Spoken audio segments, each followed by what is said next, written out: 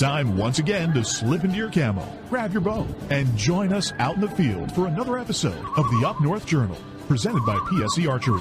The Up North Journal crew is knocked and ready to rock for another exciting adventure, so let's step outside and hit the trail.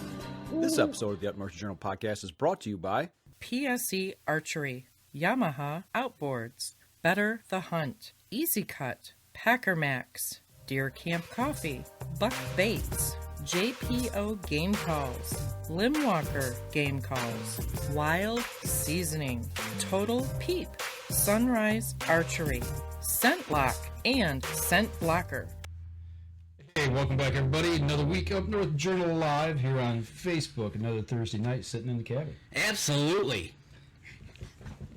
Dude, you're too frogged up right now, I'll tell you. Come on now, it's September 30th. You know what tomorrow is in Michigan? Yeah. The second holiday. Yeah, I got to go to work. Yeah, well, no, I don't. Yeah, I got a half a day, but I'm not going hunting, though, this weekend. Right? Because of the weather, so.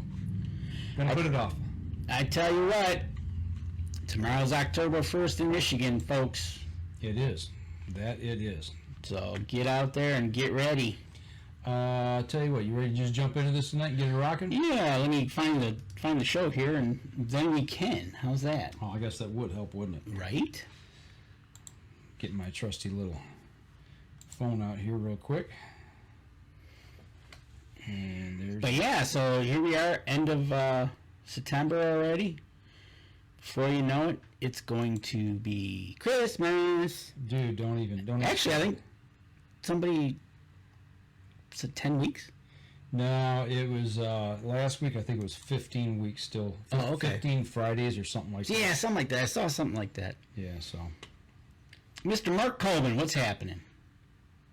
Ron Moses, I know, was in on the live feed at the top of the hour, and he's up north. Whereabouts? He is in All Gray, I think. All Gray. Yeah. And what, pray tell, is he doing up there? I do believe he's up there for October 1st. Ah, okay. What better reason to be up there then? Yes. All right. Mr. Mark Coleman, all the way from Indiana, what's going on? Yeah, we're ready to do this tonight. So, all right, let me get my record going here, and let's kick it in gear. Here we go. Stand by in 3, 2, and 1. Welcome back to another episode of the Up North Journal podcast, everybody. I'm host Mike Adams, sitting in the cabin on Bow Hunting Eve here in Michigan with Dan DeFall. Yes, it is. It's Bow Hunting Eve in Michigan.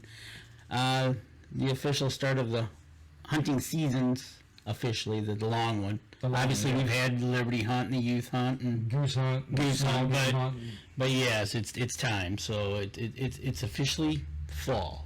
That it is. So I did notice that in the evenings, the sun getting at that slant, that's a fall slant. It's like, yeah, it's coming. Little crisp coolness in the air. Oh yeah, man, the weather the last couple of days has been fantastic. A buddy of mine from work was up doing some salmon fishing this week, I believe on the Pierre Marquette.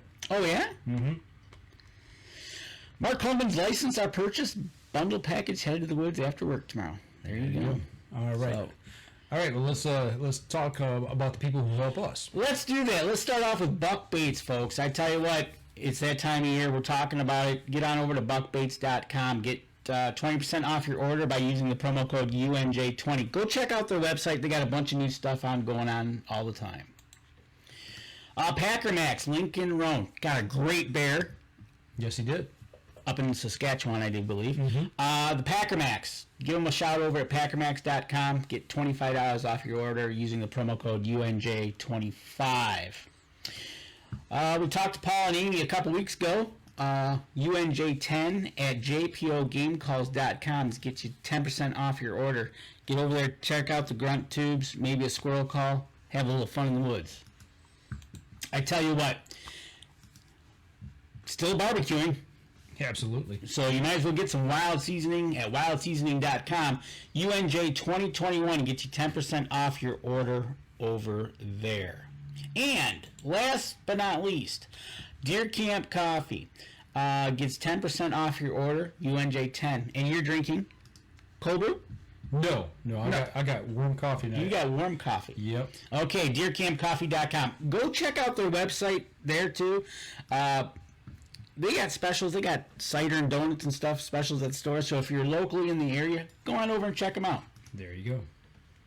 Yep. I got the old hot coffee here tonight. I forget what flavor it is. I forget which one. Gotcha. So it's hot. It's all that matters. It is. You're in a sweatshirt. Jeez. Yeah, it's a little chilly tonight. Dude, I'm getting older, man. My blood's getting thin. Yes, you're right. You are getting older. Yes. Older than me, and that's all that matters. All right. Well, let's just get into this tonight. Let's talk some fall fishing. Cracking on me. Let's do that.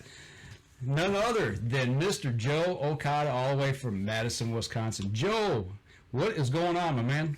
Hello, guys. Are we talking about the right kind of white tips tonight? I mean, I know it's hunting season in your neck of the wood, but yeah, right. Absolutely, we're talking about your favorite kind that you chase all throughout the year.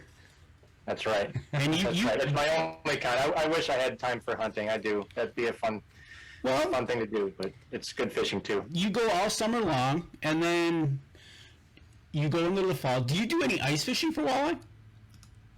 I used to. I actually used to like ice fishing more than open water way back when, just because it gave me an opportunity to get out to the spots that I didn't have any access to, in the open water season. And then when I got a boat and started cruising around, then it kind of flip-flopped almost immediately. So been that way ever since. But there's something about ice fishing that's a lot of fun. Speaking of that, getting to access to places you can't get to normally, what the big craze lately, we've been talking to a few people, is using kayaks to sneaking into some spots. Are you noticing that any at all with people you talk to? That's been a trend for a few years now, and it's just getting bigger and bigger. It doesn't really show any signs of slowing down either. Just this year I sold my kayaks, but it did allow me to go to stuff that either had motor restrictions or just really skinny water that you needed to be stealthy in, and there's areas not too far from the house that are just gems, and they're a lot of fun to sneak into with a kayak. But yeah, people are really, it's the sky's the limit with that stuff too. I mean, you should see the amount of technology they're pouring into those smaller vessels now. It's pretty crazy. It is crazy. They almost look like some of the boats you guys run around with all the gear they got on them. Exactly. I don't know how they float. Well, I tell you what, I've seen a couple on YouTube like that with all the gear and everything on a kayak, and they're down in Florida, and then all of a sudden they'll hook into a pretty big fish. They kind of go for a ride. It's pretty funny. Yeah, no doubt. So, first off, Melissa Bordeaux says, hi, Joe. There you go. Hi, Melissa. So, talking about gear, I snagged this picture off of your Facebook page, Joe. Uh-oh. You got a lot of gear in this boat. There is rod and reels scattered everywhere. What's up with that? Well, at 7 a.m. it looks really composed and orderly, and then by about 3 p.m. it looks like a grenade went off. That looks like... I don't know what picture you're looking at, but most likely it was a 3 p.m. picture. Yeah, there you go. Well, I don't think it was a 7 a.m. picture. No doubt about it.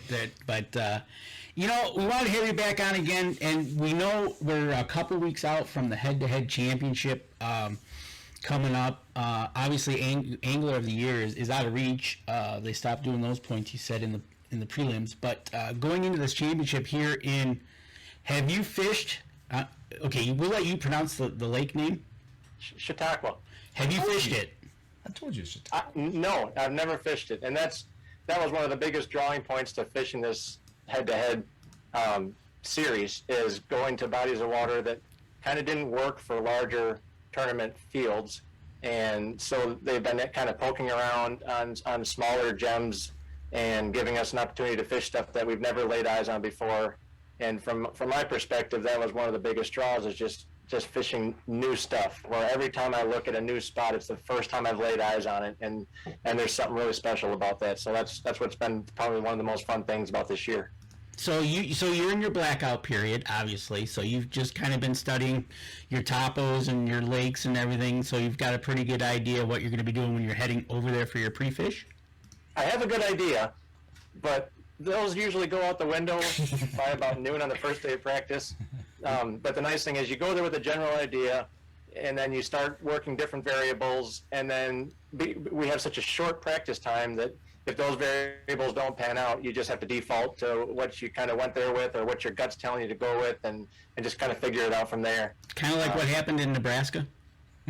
Yeah, just like what happened in Nebraska. I mean, some people didn't even get out the first day of practice, so they were down to like a day and a half or a day and three-quarter to figure out a pretty big body of water. And good, hats off to Randy Gaines, who figured out his own deal. He brought his own techniques to Lake McConaughey, and he won with it. And I think that's really awesome. Well, that's what it takes. It takes that gut feeling, or like you said, that last minute idea or whatever might happen, or just the bite itself. But yeah, that was kind of when we were kind of watching kind of what was going on, and we're kind of watching the shows going on. And when you guys showed up, you had the big rainstorm. I think Brett King, where you guys were camping, where the campground was underwater practically. It's like knee-deep water. Should have sent you guys a picture of that. Yeah, we had, I think, I might be exaggerating, but I don't think I am. It was like in an hour or something period of time, we had over 5 inches of rain dumped down, and our camper, I mean, you were up to your shins just to get outside of the camper. I mean, it was crazy, and so that threw everything for a loop. But people still figured out a way to catch fish, which is no surprise. A lot of good anglers there. Well, you guys are the top 32.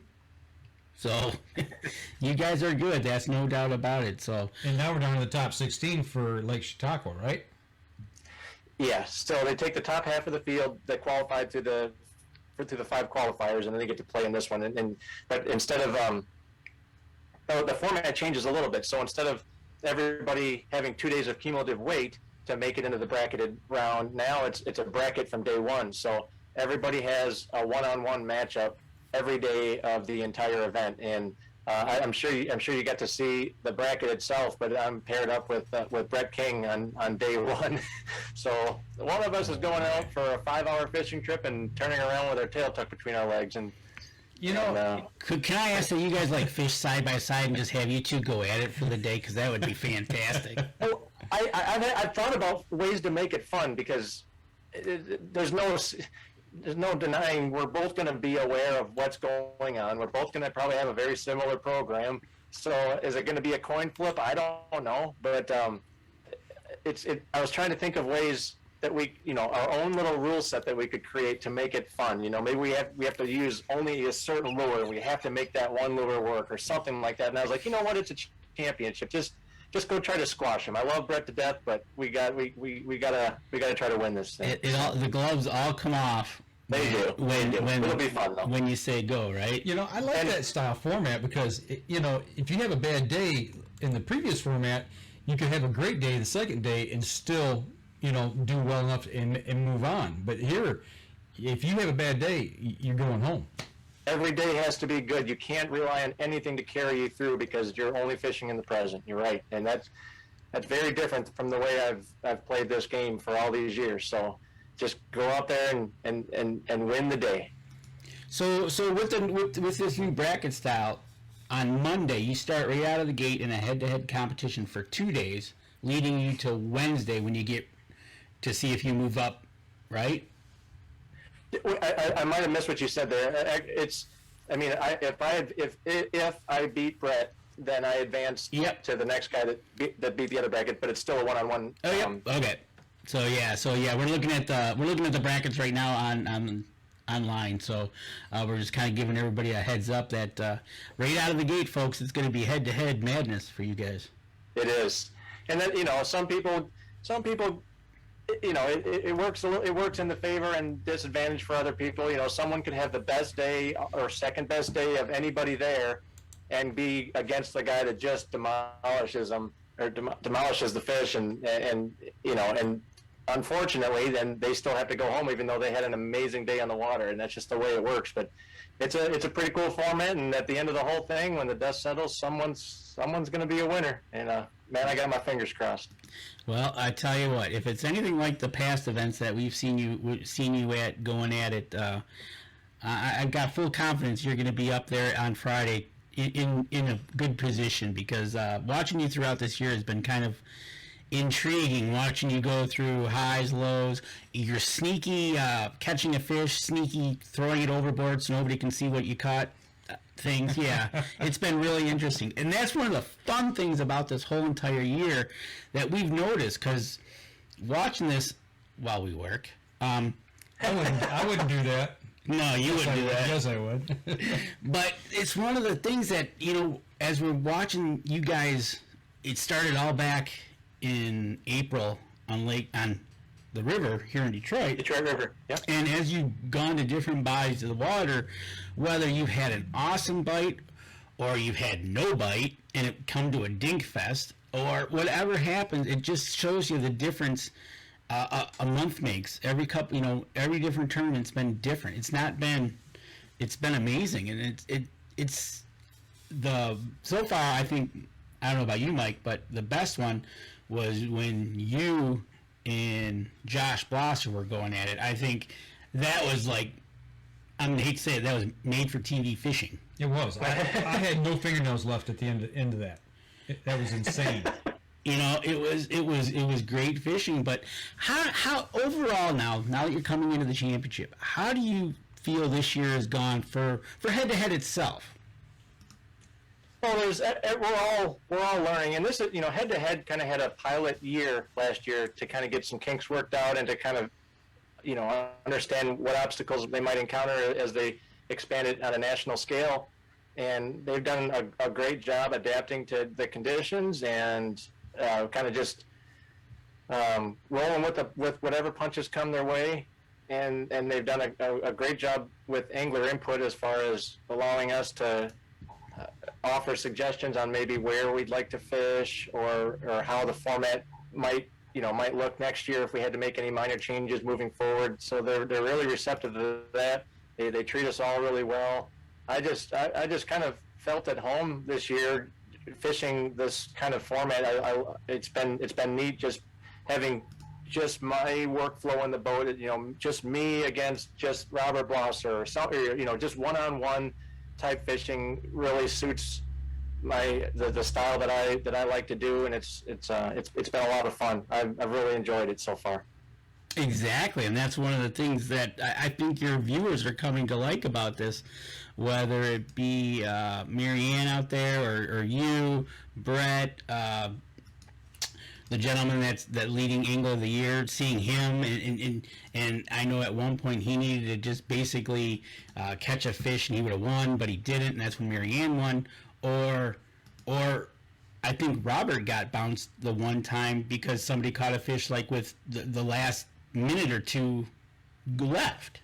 You have been paying attention, Danny. We watch. We've been watching you, of course, absolutely. We met you guys here in April, and that was fantastic. But to watch you guys throughout the year progress and have the days that you did or didn't have has been really cool to see. And it's really fun watching a Brett King just pile drive an area over and over and over and get nothing, and you turn around, find your little honey hole, and you're going back there every day. Yeah, it's been really cool. I've learned a lot along the way. Our strategies on how the day unfolds in front of us has changed a little bit. Our strategies as a whole have made a major shift, and we're all learning on the fly, and it's been cool to see it all unfold. I mean, Mille Lacs was a lot of fun, but I mean, still I think the catalyst for the whole year was Detroit River, when I was all but out of it, and I wasn't sitting on a good pattern.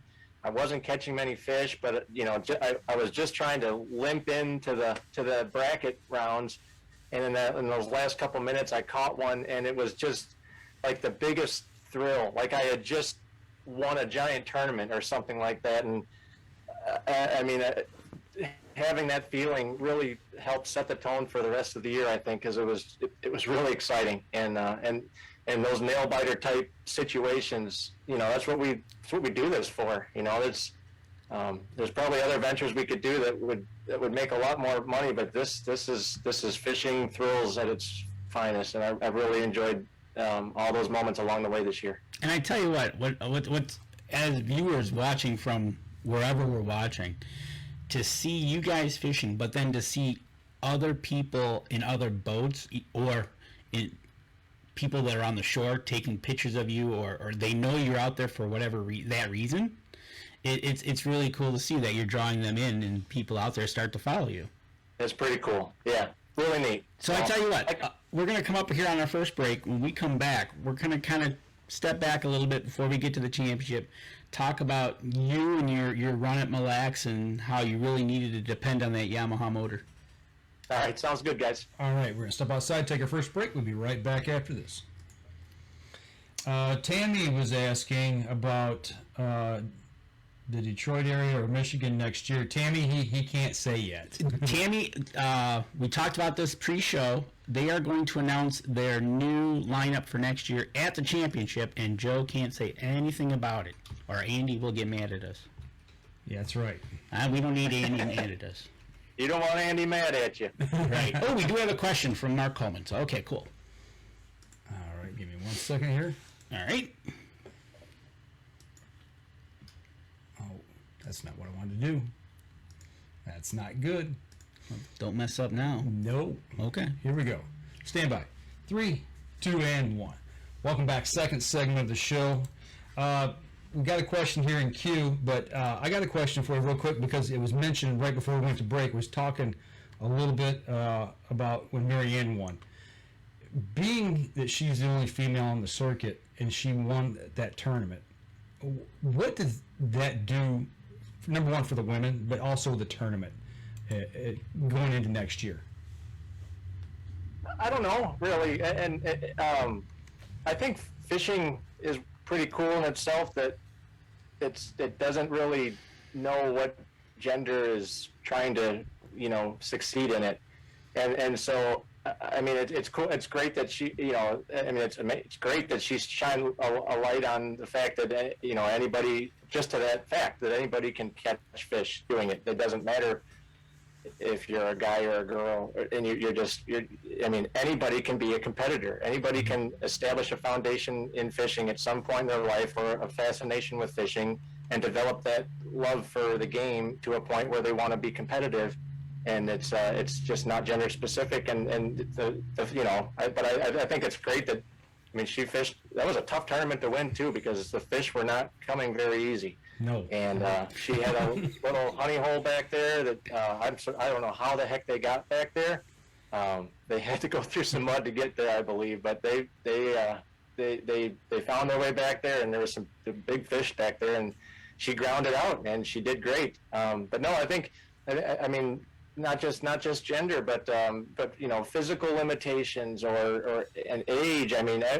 You should, the new crop of anglers that are coming up, that, for example, in the NWT, we just had a 21-year-old win a championship. And when I was 21 years old, guys, I was still trying to figure out how to be a good walleye fisherman, not just win national championships. You know what I mean? So, well, I think a lot of that has to do with the availability of being able to see bass fishermen or walleye fishermen and see what they're doing. And at a young age, when you pick up on that, pretty much a lot of people can get into it. Absolutely. It's really a lot easy. of people. Anybody can get into this. And what the scary part is, technology is getting to a point where, without the right mentor, I think for most people, it might almost be a little intimidating at this point, because the technology creates a bridge that might seem insurmountable to some people, but that's not the case. You can establish a foundation in fishing with just the basics and grow to love it to a point where the other stuff starts to trickle in over time. And if you're just patient with it and let it develop, anybody can do this. Anybody can. You just have to love it hard enough to pursue it, because there's a lot of sacrifices that have to come along the way to make it happen. But it's a really cool deal, and I think these anglers are showing that, so it's a good deal. Anybody but Danny and I think maybe it's past us. we just can't be in the same boat. No, we can't. It's not that. It's just by fourth quarter, you're ready to shoot stuff and sit in trees, and that takes a part of your year away. You got to be dedicated, guys. Well, so I'm gonna head up to the upper tomorrow, and as I go by the Bay de Noc, I'm gonna look out and see somebody fishing and go, oh no, I'm heading for the woods. I waited 10 months for this. It's like a second home to me back in the day. I used to spend 6 weeks a year up there, and that felt like my backyard and my second home up there. That's where I learned so much about fishing, because and especially fishing after dark, because you take away the visual elements, and a lot comes along with that in terms of feel. And that was a great 20-year run to learn the sport of walleye fishing up there. I love it up there, guys. Speaking of fishing, Mark Coleman's got a question here. Do you have a go-to bait that you always make the first cast with? Not always the first cast, but I've always got a paddle tail of some sort in the boat, ranging from like 3 to 5 inches. It's, I always have a piece of plastic that with a little tail that goes like this for an occasion at some point in the day. Whether you break it out or not, it's just one of those confidence things, and it looks like a real fish underwater. And now that we've got artificial only rules in place, I mean, there's no excuse not to have something like that ready to go at all times. So your go-to bait is the paddle tail then? Paddle tail, I love them. Salmo makes a walleye shad. That's a great plastic. But any of the shad imitators, or obviously you saw Josh Blosser win Mille Lacs with the 3.75 rate swimmer. That's an amazing paddle tail with great durability, and it's great signature in the water. I mean, fish just munch that pretty much wherever we go to. It's not always the best. No lure ever is, but it's something you probably should have tied on just about wherever you go. I tell you what, it's one of those things. It's kind of fun to watch you guys progress through the week using something, but then finally at the end of the week, you guys finally explain what you're using, which is kind of and by the end of the tournament, with 2.5 days of practice, we throw by the first day of the tournament, we have a buffet ready to go, because we still don't know what the best thing to do is most of the time. And by the last day of the tournament, you'll see most of the field really have it narrowed down and fine-tuned on what they're going to lock in their hands or their trolling spread for the remainder of that tournament. But it takes days. I mean, we used to practice for over a week to fine-tune our game plans and carry that through the tournament. But now you're still making stuff up on the go as you go. So it's pretty neat sometimes. I know at I think it was Mille Lacs, when I think it was Marianne, and she was running to the local Cabela's or Bass Pro buying what they had because she was running out. And luckily, it was kind of funny when you hear you guys all running for the store to buy more. It's brutal. You pretty much have to carry everything with you times 3 or 4, because it's not like you can just say during practice, oh, just overnight something in, it'll be here by tournament day. No, you don't have a bunch of them ready to go. Chances are, especially with inventory levels the way they are in the fishing and hunting industries, as you guys know, you can't count on anything to be on a shelf wherever you go. So it just means our trucks are a lot more heavier than they typically are, I think. You guys would be like two kids in a drugstore swapping bubblegum cards. It's like, well, I got this one. I don't need this one, so here, you trade me this, and I'll trade you that. Yes, basically, yeah. And that's the thing about it. And watching you guys do all that has been fantastic up until this point. Now I think it's going to continue in New York. Going back to Mille Lacs, because that was a big one for you, because you and Josh had it going, and it was hot. It took a ton out of you, and it really kind of go back to that. And I'm going to play the video as we kind of go through as you talk about that. But I know the Thursday before the final day was brutal, wasn't it? It was, I'm not taking anything away from Josh, but I'll tell you the match I had the day before, it was with his brother Robert. That one about did me in, and I wasn't actually. I mean, I didn't know Bobby had 60 pounds in him that day, and when he kept coming and he kept putting pressure on him, like, oh my gosh, I don't know if I can hang on. And then by that last day, I mean that 5th day of competition, it's in those, with that heat, it wasn't easy, and no, that's no excuse. I mean, there's no excuse as to why I wasn't able to finish the deal there, and I kick myself all the time for it. But on the flip side, and congratulations to Josh for winning that. He really rallied at the end, and that was amazing. I think it was almost a blessing in disguise, because after I got done kicking myself the entire way home, it really lit a fire under my butt to continue to push and to try to make something happen at some point for the remainder of the season. And I think that helped, carry a little momentum throughout the rest of the year, because there was many slow times when mentally it was easy to check out, but you just wanted to finish strong. And because I didn't finish strong at Mille Lacs, and and I'll never forget that. So it was a great learning experience and a great momentum builder moving forward. Well, I tell you what, in that last few minutes, you relied on your Yamaha motors like so far what we've seen like nobody else did. I think you dropped the motor 3 times in the last 15 minutes, if not the last 5.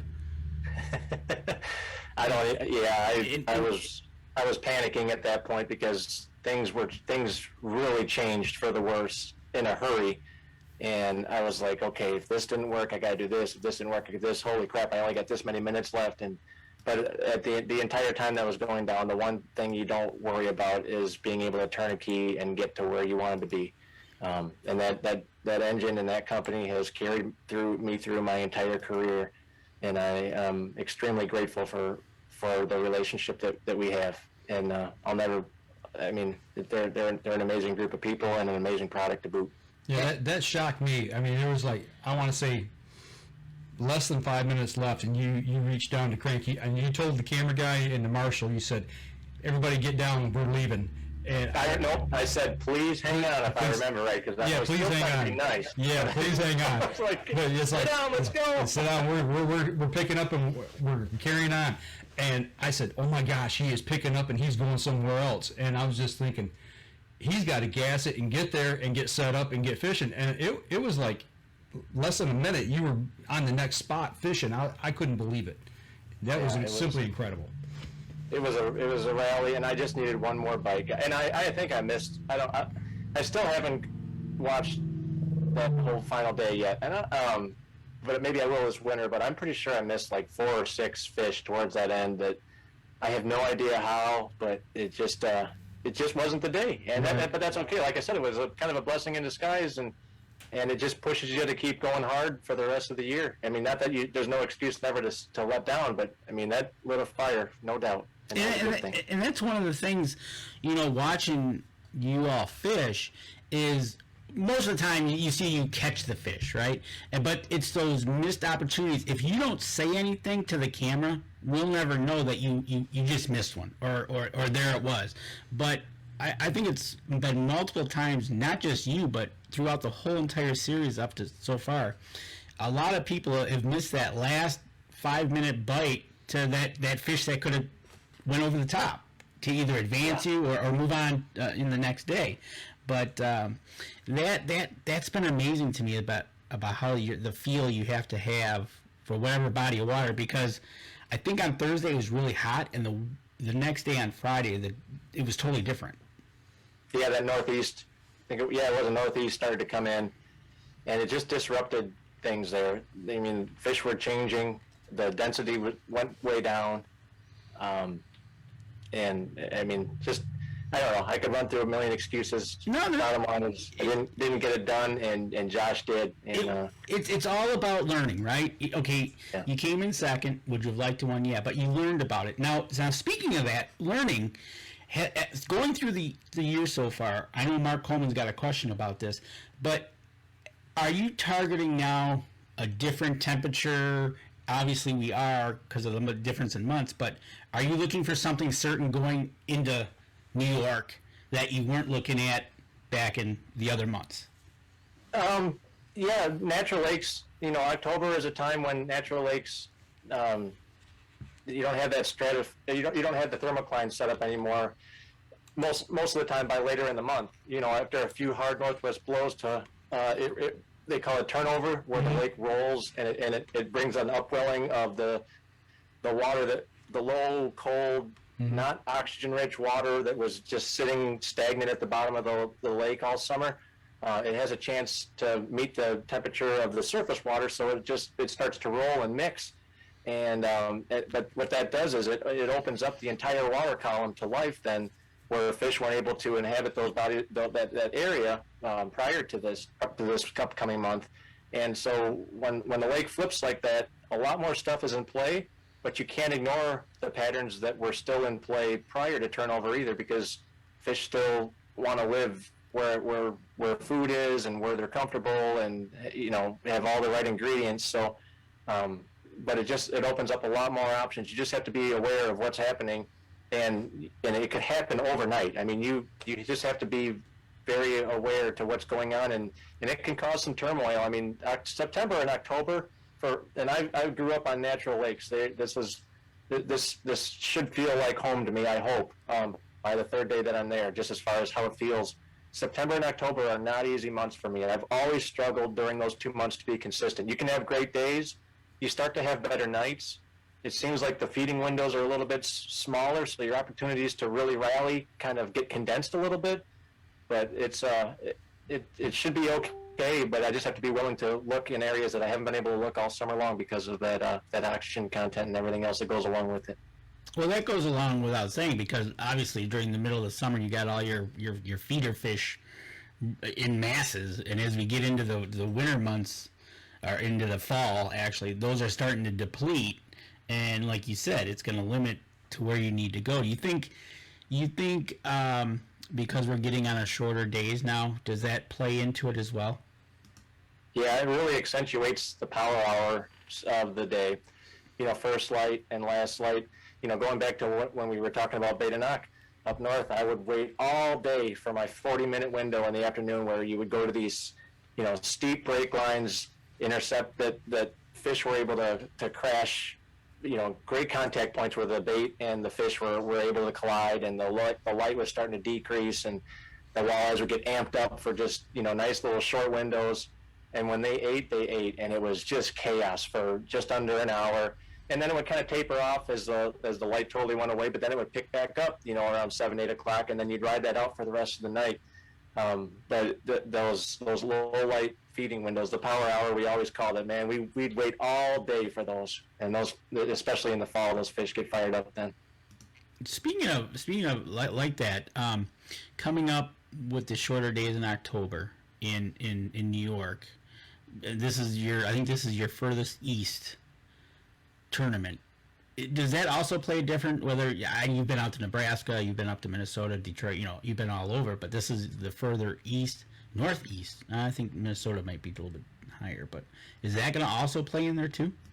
It's going to shorten our days to practice. I mean, midsummer we can practice for 14 plus hours a day, and still have plenty of light on the front and back end of that day to get things done. And now it's you got to be really focused and efficient with your time, and then be willing to do the work off the water in the dark, and that's okay. But yeah, the days get shorter, and so does our time to make things happen. Well, that area too. Also, I mean, especially this time of year, like right now, they're taking a lot of northwest winds coming out of Canada, and it changes overnight. Temperatures drop, things get cold, wavy. That's really you don't know what you're going to face with weather one day to the next. Right. No, you got to be ready for anything. And if that temperature decides to crash, that can definitely affect fish behavior and location. We just have to be ready for anything. Like I said, though, from what I've looked at for this lake, it just has a lot of similarities to what I'm used to fishing. And I kind of felt the same way about Mille Lacs, because I'd never really been on Mille Lacs before up until this year. I think a couple hours I spent on there trolling with Brett one day just out in the mud. So when I got there, though, and I started really looking, there was just a lot of parallels that I could draw to the lakes that I grew up learning around here.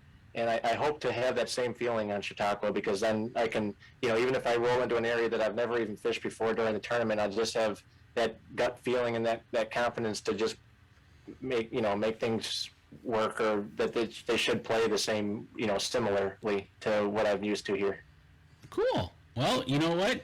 We're coming up on our next break. When we come back, we'll keep talking about New York and what's it looking like for the championship tournament.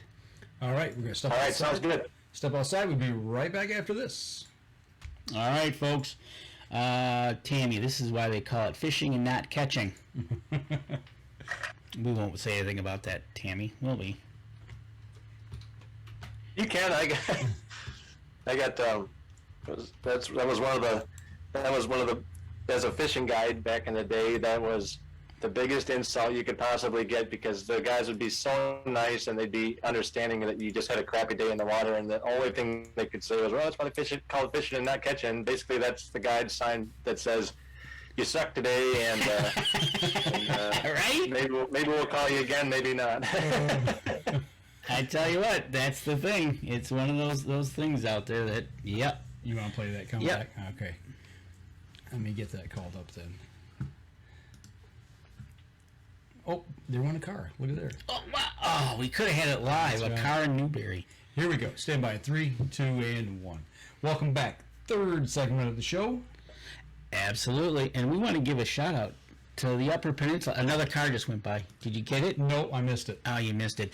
Big shout out to FM 123 that's carrying our show up in Newberry, where it is a comfortable 57 degrees and clear. And I tell you what, it's been kind of neat this year watching this change over. There's going to be snow on the ground there soon. Yeah, that was my next comment. But make sure you get over to Cedars, get a pizza and some Deer Camp coffee, and enjoy yourselves up there in Newberry. Thanks again to FM 123 for carrying the show for us. All right, Joe, here we go. We're like you said, this is kind of like a home away from home. It's your type of lake. You know, you've been studying your maps and looking at everything, how everything's going to go. You're going to get out there early for your fishing.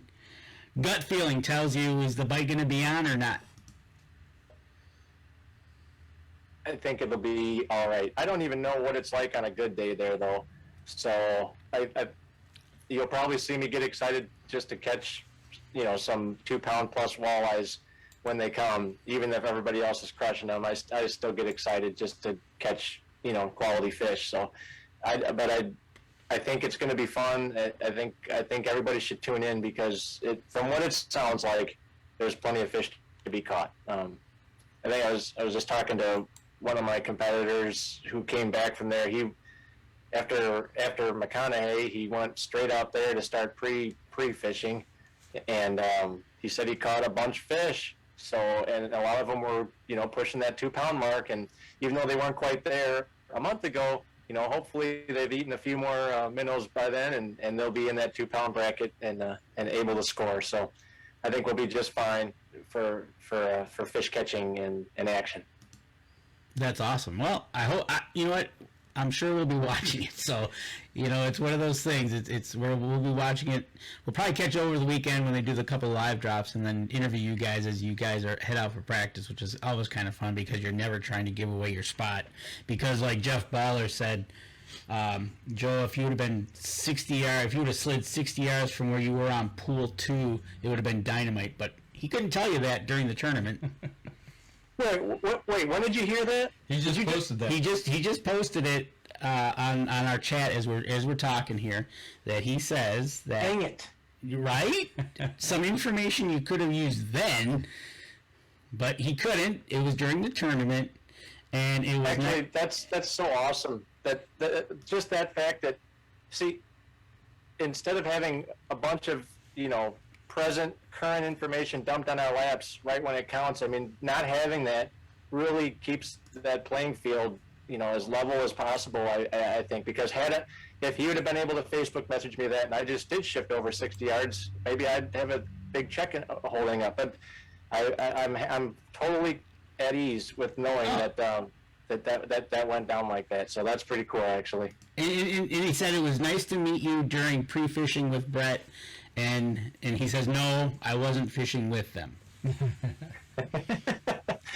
Oh, that's cool. And guys give me a hard time for being sneaky sometimes, but the way it works, you know, if I had some magic, you know, color on or something like that, and then one of my competitors gets tipped off because somebody that was watching sees it, it's their responsibility to disclose that to the entire field during the tournament. And so it's like I give everything away to the tournament guys. That's why sometimes I'll try to hold back a little bit while that's still in play. But then later on in the tournament, you get a little looser. And as long as I make the bracket round, because the brackets is where you get paid. The first 2 days, no one's getting paid. So I'm not gonna lie.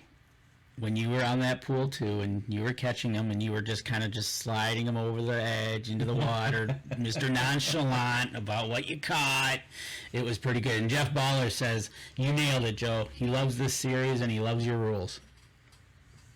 It's cool. That's part of it. Like we talked about in the previous segment, the people that you're bringing into this, whether it be from shore, on another boat that's watching you, taking pictures of you, it's awesome to see. And then when we get them on the show like this and they jump on in and talk about things, you know, you hear that, you know, behind the scenes. It's kind of fun. It is cool. There's a lot that goes on behind the scenes that don't make it to the cameras. But I mean, it's a lot of fun. There's just so many working parts to make this thing happen. I mean, not just on my end. I mean, the production crew and our preparation coming into the event. There's so many moving parts at all times, and it's a pretty awesome juggling act. It is, and when we talked to Andy, we gave him a big shout out about that and how they're handling this and the ups and downs and what they've had to deal with. And he kind of told us a couple stories about what he thought going into this year would be like, and then he found out he didn't have enough content, and then he had to totally, you know, ad-lib the whole thing. Right? Yeah.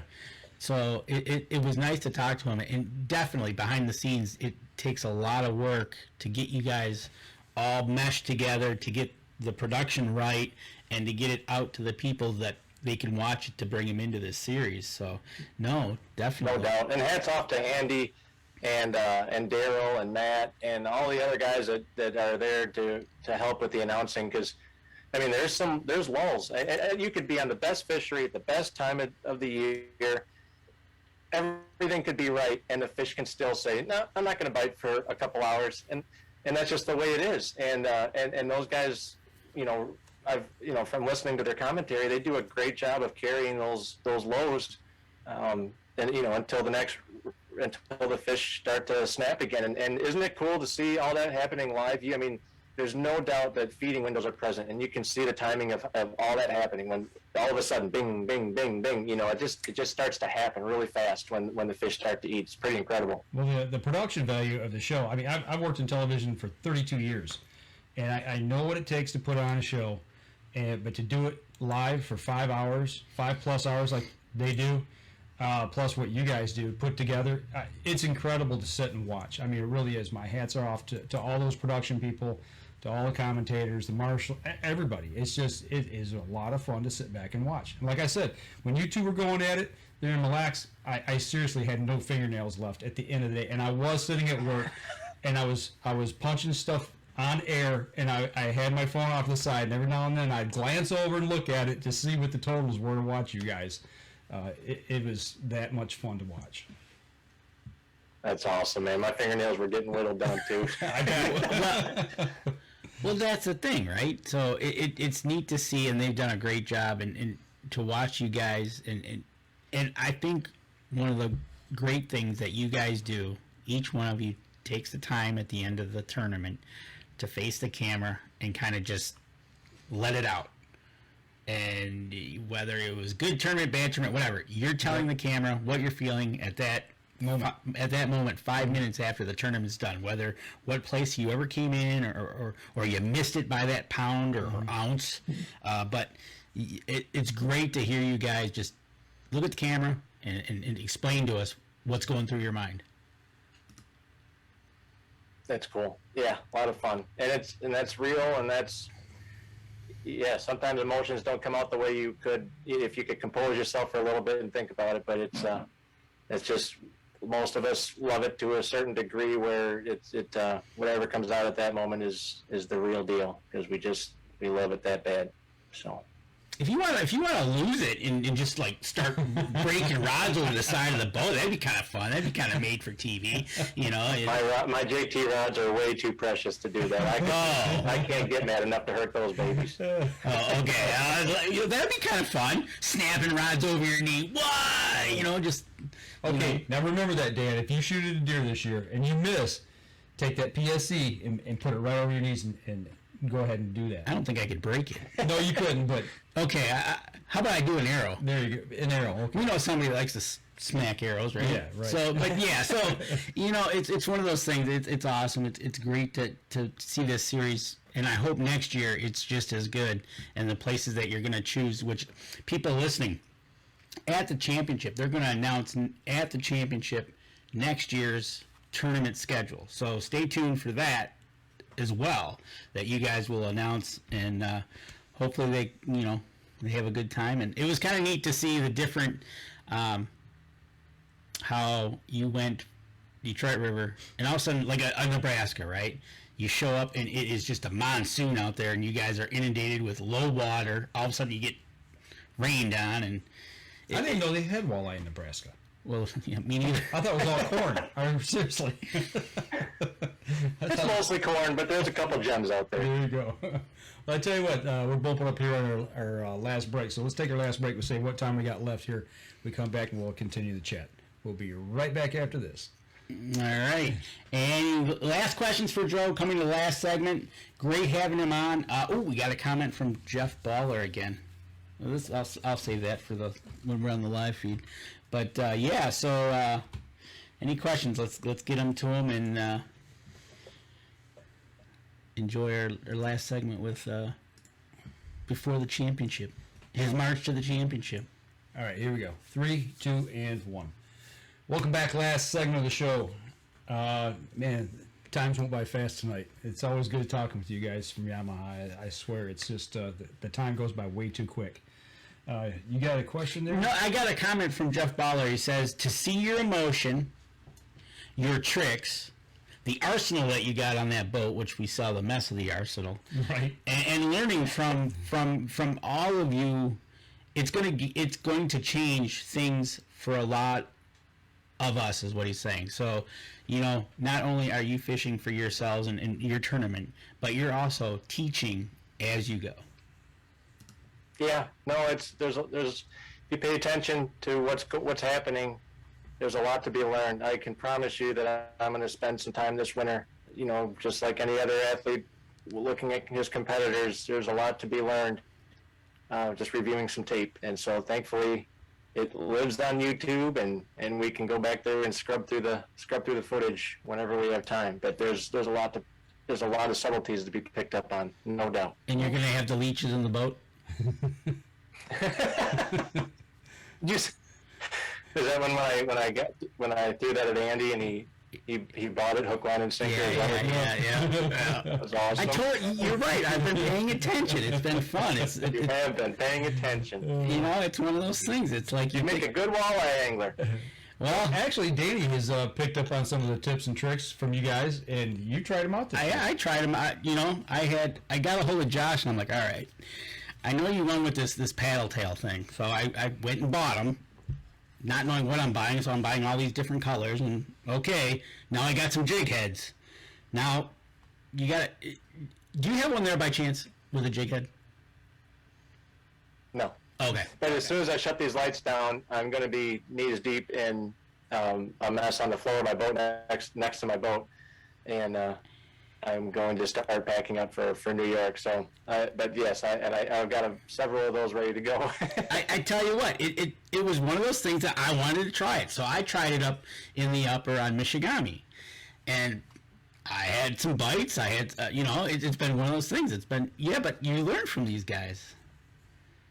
That's right. Did you try downsizing after you got nipped a couple times by chance? I was using a 375.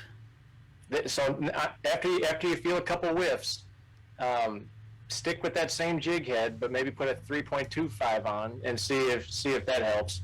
And if that don't work, maybe go to a little bit lighter jig head and maybe go down to the 2.75. I mean, there's a lot of different ranges, and maybe they were just swatting at one and they'll engulf the other. But once you find the right profile, that you don't miss them very often.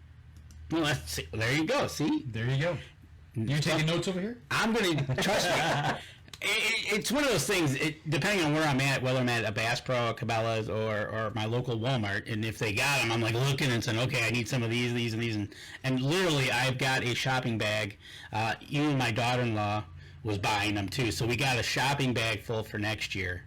Nice. And I just got to get the jig heads. And actually, that was one of the things that I noticed, like you said, was out. Short supply? Short supply was like jig heads and stuff like that. And it's like, oh my gosh. But, I'll save it for next year. Absolutely. I'll be up on the Michigami Reservoir next year giving it a whirl. These shortages are just making things difficult. We've always been taking it for granted that a peg will always have what we need on it. I mean, almost always you can count on going to, if there's 4 retailers within a 50-mile radius, you can count on being able to go to one and getting everything you need. And this past year has been the biggest struggle to stay on top of our inventory management. And it's, I don't see it slowing down into next year. Hopefully they're able to get, caught up a little bit over the winter. But man, it's a struggle. I feel bad for a lot of these retailers right now. Well, let's just chase a rabbit for a second here. The way you described that is there's been a false, I call it a false shortage created in the ammunition industry due to the fact that there was a shortage at one time, and then once the product started rolling back in, people were buying it up. I don't want to say hoarding it, but is that the same thing on the fishing side where you guys are like, oh man, I got to buy extra because I don't know if they're going to be there? Hoarding is a pretty good word. Okay. Right now, when I see stuff that I know I'm going to need, and I know that it's going to be used and ate up and tore up and snagged in rocks and whatever, I don't just settle for one pack, because you can't. You got to say, okay, this might be the last time for 3 months that I see this at a retailer, and I need to be healthy on it. So it stinks. But talking to a couple of the manufacturers, though, they were the light at the end of the tunnel. They could start to see, and they're projecting that in the not too distant future, stuff's trickling in, and things will get better. So. Well, a question from Jeff Baller. Pitch wing dams, troll flat weed lines, toss a cork at live scope fish. What's your fave? Pitch wing dams. What was the second one? Troll flat weed lines, toss a cork at live scoped fish. What's your favorite? Wing dam. Wing dam. Wing dam. There you go. Yeah, that's fun. When they're on them good, that's a tough one to beat, no doubt. And then you sit back and enjoy and have fun, right? Catching. Yes, and you don't need no fancy fish finder to make that work. I mean, when they're set up on there, you can see where they want to be, thanks to the current, and that brings everything back to what we were talking about earlier. You don't need all the fancies to have an awesome day on the water. You just need to have an understanding of how water moves over stuff, and you can see where fish want to be, and you just cast to it and catch them. And there's just still something really special about that. Not that I don't like using all the fancy toys and stuff, but I just like using my foundation too. Well, when in doubt, you go back to that, right? Absolutely. Because if a disaster happens on your boat where all your electronics go out, what are you going to do? You're going to go back to your basics, right? Just go catch them. Yeah. Okay, that right there, that's a question. Not necessarily the hot day that we know you had, but what has been like a major that has happened on the boat while you've been out on the water tournament time?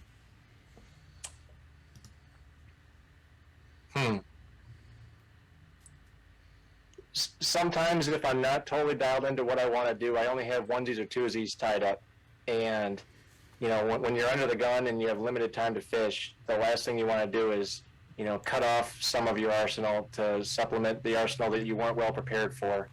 And so I think maybe going into next year, I got to beef up even more on the what ifs and maybes a little bit, just so that I don't even hesitate to jump ship and try certain things. Because sometimes if you don't have, sometimes you get a little light bulb might go off. You're like, man, do I have that ready to go in my rod locker? And if you don't, then it's like, oh, I'm good. I'll just keep winging this out for a little bit longer. But if you did, you'd be instantly ready to make that switch and go for it. And I think that might have helped a couple of times. But for the most part, I'm more than over prepared most of the time, and that's something I take a lot of. I dedicate a lot of time to, is being more over prepared than a lot of people, I think. And but sometimes you're still not prepared enough. Well, looking back at all the times that we've watched you, if you're not on top of it, if you miss that whatever time the bite might happen, and you need to say, oh, I got to retie 3 more rods up, and you miss that time, that's your tournament right there. 100%. Though what was on pool 2? I think that was a 7-minute window that allowed me to fish the rest of the week. If I had missed that 7-minute window when those 4-pounders swimming up to that tree decided to not be there or whatever, if I didn't intercept that pack at that point in time, I'd have gone home after 2 days. And if you're tying and if you're retying during that 7-minute window, you lose your tournament and you lose a lot of money and time, and you don't have an excuse to screw around the rest of the week on the water. So right, exactly. You've got to be ready for that 5 hours of go time, even though there might only be a couple minutes in that window of go time. Exactly. Right. Yes. And Jeff Baller actually got 2 comments out here. He says your positive mentality that you've always carried is one thing that is going to carry you a long way. And Jeff Trumar says he couldn't agree more. Oh, appreciate it, guys. It's easy to get down on the water, but at the end of the day, you're still fishing, and that's just the ability to go fishing is the reason we all do this. Most of us do this. So, did you get stopped by the DNR on the lake? No, you not this year. Okay, you weren't one of the because One of the fortunate ones. Yeah, you were one of the live. Yeah, there's your 7-minute window right there. Right, and that's kind of the funny thing. Well, not funny, but funny was exactly that. I'm like, this guy's fishing a tournament, and the DNR is actually going to do this with a cameras in the boat and a official, a cameraman, and a fisherman. And here he comes up, and I'm like, oh my, this is not this. I'm like, really? But they did. So, and he was clean. So it was just one of those things. It was like, I guess that's another unexpected thing you can't expect, right? You know, we're all going to get checked at some point. You know, maybe a couple people got checked at one. Eventually, it'll all equalize, I think, amongst the field. But yeah, but this year, I never got checked. You know, during tournament hours. Okay, and okay, knock on wood. You knock on wood, because New York, somebody in New York will probably pick up the show and. Thanks for reminding me to buy my New York fishing license. Right. You know, that's another question. I know Detroit River. You were competing. Your tournament was competing against 2 other tournaments that weekend. Ton of boats.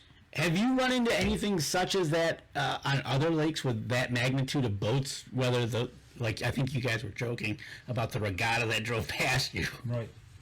No, there was other ones, and that made pre-fishing a little hard because, you know, when you're in the tournament and there's other guys pre-fishing for a tournament, there's been times where there's some friction because the guys that are there to practice, they want to learn, but the guys that are in the tournament, they're like, can you give me a little breathing room here? I'm trying to fish a tournament. And you have to appreciate both perspectives, because we were down to 2.5 days of practice. And so you got to try to get in there and fish, but at the same time, like, do I really need to cut this guy off if he's, what if he's on the verge of his 5th fish that's going to carry him to his first tournament win or something like that? So you don't want to take that away from nobody, and that actually kind of forced me down river a little bit. Just looking away, I figured it's the Detroit River. There's millions of fish in here. Just go find them somewhere else. But then we, like on Mille Lacs, for example, I think there was 2 or 3 tournaments going on that weekend too, where guys were practicing while we were out there fishing, and by that last day, head-to-head shows where we're fishing and stuff, and people are just kind of making their lap around the lake to do their own practice, and so there might be some congestion at some point, but yeah, there's mixtures of tournaments coming and going all the time, and you just have to deal with it. Looking at next year, you can't tell where you guys are going to be at, but when you guys are all deciding this for next year's locations, do you look at possible tournament schedules to see how they coincide with other tournaments that may or may not be going on, to find a spot or a window to go to a certain place? You can, but it never works out the way you want, and you can start to kind of as you're preparing.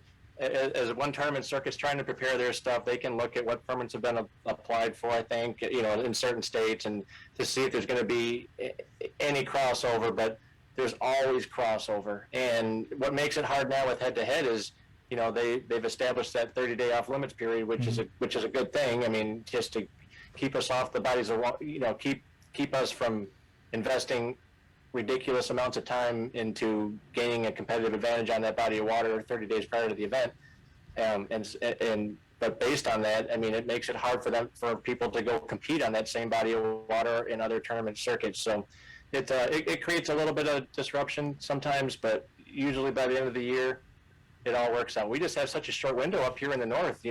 Tournament season doesn't get to go 12 months a year like it does in the south because we'd be drilling holes through our tournament water. So there you go. So there's only so much time, right? And speaking of time, Mark Coleman is asking you a question. How much sleep do you normally get a day? You seem wired all the time. 0. Usually before I do these, I've got plenty. I'm surprised I even seem like I have a bunch of energy. Just before we started this, I had my family over and we had a giant fish fry. Like I cooked way too much fish and cheese curds and steak fries and dessert. And I was like, this food coma is not going to sit well for this interview. But I've still got it going. But after we had Abigail, I learned that a human doesn't need as much sleep as we thought we did at one point.